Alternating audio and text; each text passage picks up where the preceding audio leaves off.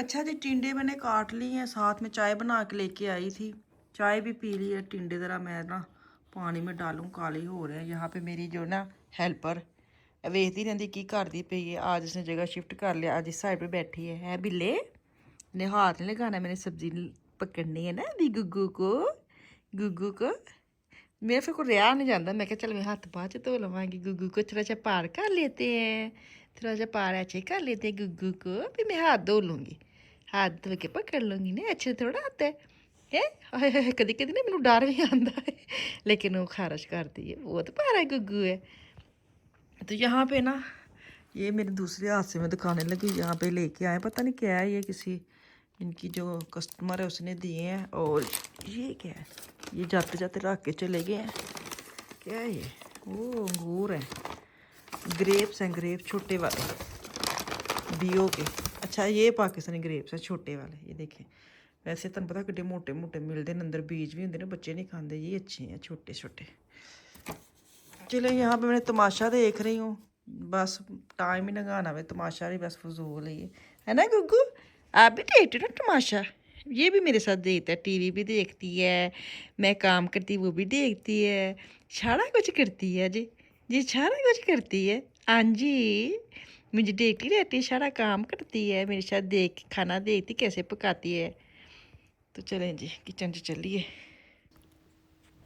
अस्सलाम वालेकुम जी, कैसे हैं आप सब? मैं ठीक, शुक्र अल्हम्दुलिल्लाह। तो करती हूँ आप भी माशाल्लाह ठीक ठाक रहें, खुश रहें। चलें जी बिस्मिल्लाह करते हैं। वीडियो तो मैंने वैसे स्टार्ट कर ली हुई है। तो अभी कल मैंने टिंडे सोचा था कि बनाऊंगी, लेकिन टिंडों की बारी नहीं आई, लजानिया ही खाया गया। तो फिर मैंने पानी में डाल के ना उसको रख दिया। भिंडियाँ मैंने काटनी है, उसको वाश करके रखी हैं।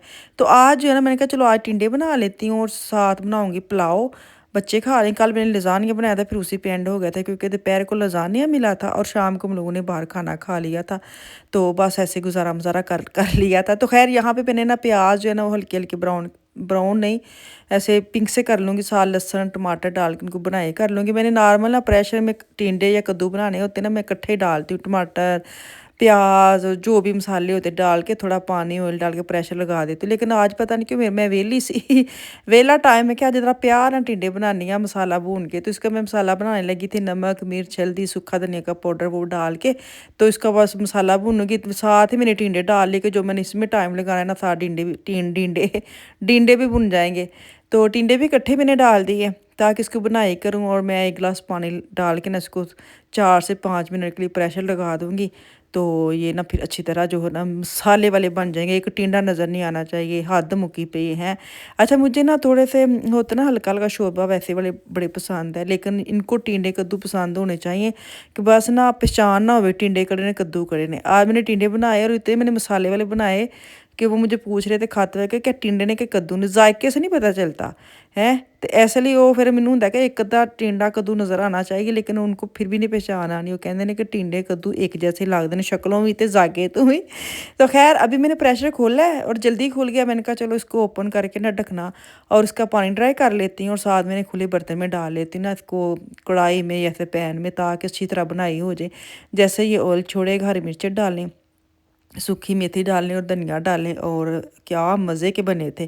तो यहाँ ये बना लिए। फिर मैंने भिंडी सारी काटी है, भिंडी को मैं अंदर ले गई थी। मैंने कहा इत्थे खलोग ना कट्टना बेहतर है, अंदर चले जाओ, नाल टीवी वेखो, नाल अपनी बिल्ली ने थोड़ा जिहा खेल मल के आओ तो ये भी एक आरे लगन का ना सबब बनया है मेरे लिए, क्योंकि बच्चे चले जाते हैं स्कूल। तो क्या कहते हैं, ये जो है ना ये अच्छी बली मतलब मज़े मज़े में टाइम आता है कि इसको मैं ढूंढती रहती हूँ। अच्छा मैंने कल भी बात, कल भी मैं तो रोज़ ही वीडियो च गल करनी ना, इसका नाम मैंने गुग्गा रखा है। कल पता क्या हुआ, कल हम गए बाहर रात को।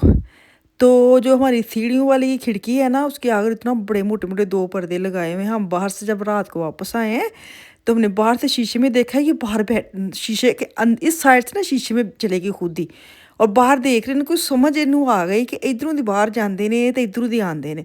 हाय मैंने कहा बेचारी हिसाब किताब ना 2 हफ्ते हो गए तकरीबन साढ़े घर इनू आया, इनू होर आके समझ आई है कि किधरों में बाहर जाते हैं तो किधरों अंदर आते हैं, क्योंकि हम बिल्कुल भी वो दरवाज़ा जो ना ओपन नहीं करते कि ये बाहर ना चले जाए। तो इसकी छोटी छोटी हरकतें हैं। अब ये ऊपर भी जाने लग गई है अकेले, और ऊपर अगर सीढ़ी में मुझे नज़र ना आए, नीचे नज़र ना, मैं आवाज़ दूंगी ना, एक दफ़ा मैं आवाज़ देती हूँ गुग्गा, यकीन करें सीढ़ी पे आके ना तो मुझे देखने लग जाएगी कि मुझे आवाज़ आई है, मैं इधर हूँ। हाय! मैंने कहा कितना सच्ची आहिस्ता-आहिस्ता इतना ज़्यादा करीब हो रही है और 2 दिन रह गए इसने चले जाना है। तो रात सुबह मैं बच्चों को भी जब स्कूल भेज के लेटती हूँ ना तो मैं इसको अपने कमरे में ले जाती हूँ। मैंने कहा इधर सो जाए। तो ये छोटी-छोटी चीज़ें जो है ना यकीन करें बच्चे ये बच्चे ही होते हैं ये भी। तो ख़ैर ਇਹਦੀਆਂ ਗੱਲਾਂ ਤੇ ਮੁੱਕਦੀਆਂ ਹੀ नहीं। तो यहाँ भिंडी मैंने वाश करके काट कूट के इसका पैकेट बना के मैं रख लिया। मैंने कहा इसको करूँ फ्रीज़ और साथ मैंने मसाला भुना है पुलाव बनाने के लिए। मैंने कहा चने वाला पुलाव बनाती हूँ। आलू भी डालने थे क्योंकि आलू आफिया नहीं खाती और चने का मुझे इतना पसंद नहीं है। मैं कहा चलो कुछ थोड़े जे आलू पा लैनी आ तो कुछ चने, लेकिन आलू है ही नहीं। हद मुक्की पई। कल मेरे मियाँ कह रहे थे मैं लिटिल खड़ा हूँ कुछ सामान चाहिए, तो मैं कहा नहीं सारा कुछ है वे। जब रात को वापस आए हैं तो मैंने फिर बोला कि हाय आलू भी नहीं, हाय प्याज भी नहीं। और मुझे ना इतनी हैरत आती है कि मैंने अपने किचन दियाँ जो खान पीन खत्म हो जाता मैंने याद नहीं रहता, लेकिन जैसे जैसे मैं यूज़ करती हूँ फिर मैंने याद रहता। मैंने कहा अब ना मैं लिख लिया करूँ क्योंकि ये भी एकदम मुझे पूछ लेते हैं कि कुछ ख़त्म हुआ है तो मैं ले आऊँ। तो मैं उस वक़्त ऐसी पता नहीं जगह पे होती हूँ कि मैं ना देखने के बजाय ठा के ना कर देती हूँ। जो मुझे याद आता है बता देती हूँ, जो नहीं याद आता वो मैं नहीं बता सकती। तो इस तरह चीज़ें ना नामुकम्मल। तो ख़ैर अब ग्रोसरी करने का टाइम हुआ चाहता है और मैं खुद जाऊँगी इस दफ़ा ताकि ये जो वीकेंड आ रहा है इसके लिए अच्छी भली मैं करके खुद लेके आऊँ। बड़ा मुश्किल हुंदा वे कदी चीज़ मिस हो जाए ना उस चीज़ की ज़रूरत भी फिर बड़ी पैंदी है। तो यहाँ पे मैं साबुत काली मिर्चें डालती हूँ पुलाव के अंदर। ये खाते हैं मेरे मियाँ, बच्चे शौक ना चावल खा के ना सारी काली मिर्च साइड पे कर देते हैं। फिर उन्होंने अब्बा जी आते हैं, फिर अब्बा जी खाते हैं। अब्बा जी को काली मिर्च ना पता नहीं कादा लगाओ खैर वही खाते हैं, उनके लिए मैं साबुत डालती हूँ। तो मैंने कहा पैकेट लाया पड़ा है तो डब्बे में डालूँ। साथ अब पानी डाल दिया, चावल डाला है, नमक चखा है, साथ ज़ीरा डालूँगी और काली मिर्च डालूँगी और उसको लगाऊँगी दम पे क्योंकि अब बच्चे भी आने वाले हैं। कल मैंने चटनी वगैरह भी बना के रख ली थी क्योंकि अफान एक ऐसा बच्चा है घर में जो दही डाल के खाता है। हालांकि साढ़े घर कोई भी पुलाव के उत्ते या चावलों उत्ते दही पा के नहीं खाता। मेरे बच्चे ने बोला कितों आदत पै गई है, समझ तो बाहर है घर में तो कोई ऐसा नहीं खाता लेकिन ये खाता है। तो यहाँ पे मैंने आज वाला फोलिया लिया और उसका मैं लगाऊंगी दम। दम में 4 से 5 मिनट के लगा के चले गई थी। तो मैंने कहा चलो जब आएंगे बच्चे ना, तो फिर मैंने आग तो वैसे बंद कर दी थी। अब मैं इसको खोलने लगी हूँ क्योंकि वो आ गए हैं, फ़ोन आ गया उनका। तो मैंने कहा उनकी तैयारी शरी कर दूँ। तो चले जी, वीडियो अच्छी लगी तो लाइक कमेंट करके ज़रूर जाया करो। प्यारा जा कमेंट तो सब्सक्राइब करके तो ज़रूर ही जाया करो। हैं तुसी कहंदे हो बाजी हर चीज़ ज़रूर ज़रूर ज़रूर नहीं दिल कर ना करया करो। वैसे तुहानूं कह देनी हुन्नी आ दिल करदा ते कर छड़िया करो, नहीं दिल करदा ते ना करया करो। बस वेख के चले जाया करो।